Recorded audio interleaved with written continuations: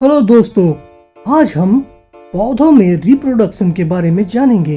पौधों के लैंगिक अंग कौन से होते हैं या पौधों में प्रजनन कैसे होता है। पौधों में प्रजनन उसके पुष्प या फूलों के द्वारा होता है।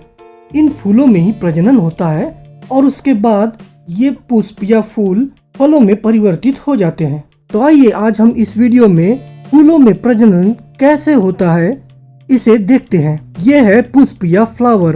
पुष्प का यह भाग पिस्टिल या जायांग कहलाता है। पौधे का यह रिप्रोडक्टिव पार्ट 3 पार्ट से बना हुआ होता है, जो इस प्रकार है: स्टिग्मा या वर्तिकाग्र, स्टाइल या वर्तिका और ओवरी या अंडाशय।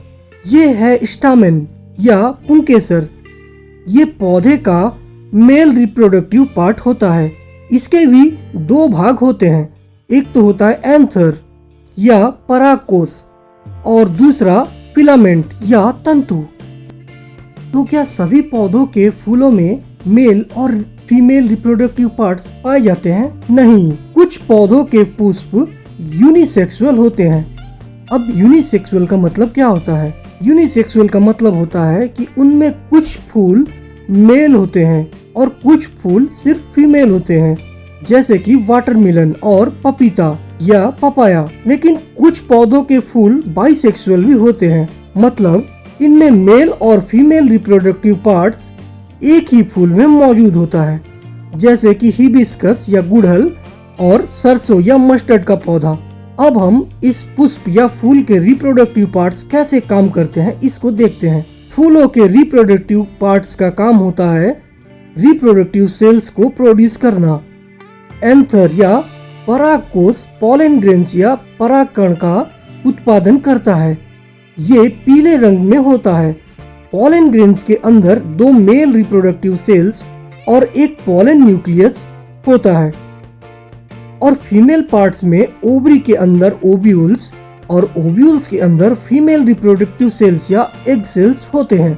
अब हम देखेंगे कि फूलों में फर्टिलाइजेशन कैसे होता है। फर्टिलाइजेशन का मतलब होता है मेल और फीमेल गैमेट्स का मिश्रण। लेकिन ये मेल और फीमेल गैमेट्स आखिर मिलते कैसे हैं?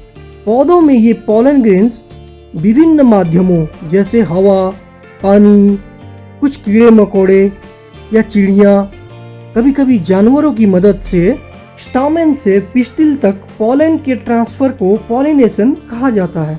अगर ये एक ही फूल या एक ही पौधे के फूलों के बीच में होता है तो इसे सेल्फ पॉलिनेशन कहा जाता है।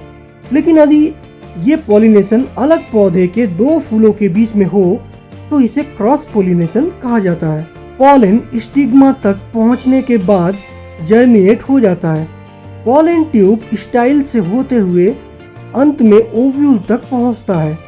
पॉलन न्यूक्लियस और 2 जर्म सेल्स पॉलन ट्यूब के माध्यम से ओव्यूल तक पहुंचकर उसको फर्टिलाइज करते हैं।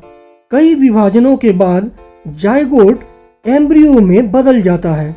अब पुष्प के अन्य भाग जैसे पेटल्स, सेपल्स, स्टामेन्स, स्टाइल और स्टिग्मा ये सूख जाते हैं और झड़ जाते हैं। अब ओव्यूल सीड में विकसित हो जाता है और ये ओवरी फ्रूट बनाने के लिए बड़ा होता जाता है और इस प्रकार पुष्प से फल का निर्माण होता है। तो आज की वीडियो में आपने पुष्प में कैसे फर्टिलाइजेशन होता है ये जाना।